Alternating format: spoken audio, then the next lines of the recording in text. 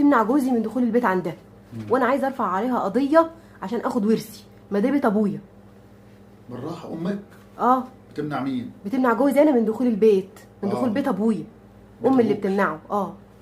فانا عايزه ارفع عليها قضيه واخد ورثي، ده بيت ابويا، ليا فيه ورث. من امك. ونقعد فيه انا وجوزي ونطلع امي دي بره. وتعند امك وتطلعها بره كمان. ما هي وتجيب لها حبايه غله وتديها لها كمان. وكتفوها واربطوها في رجل الكنبه.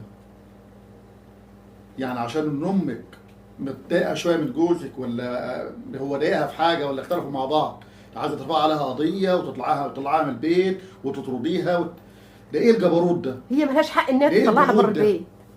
ده ايه الجحود ده؟ مفيش اي مشاكل، بس انت حضري حالك. عندك عيال؟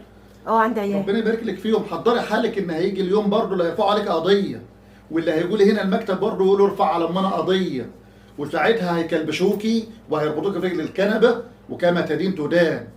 امك حقها مش هيضيع لا عند رب العباد ولا في الدنيا، لان الام والاب لا يعرف قدرهم الا رب العباد سبحانه وتعالى.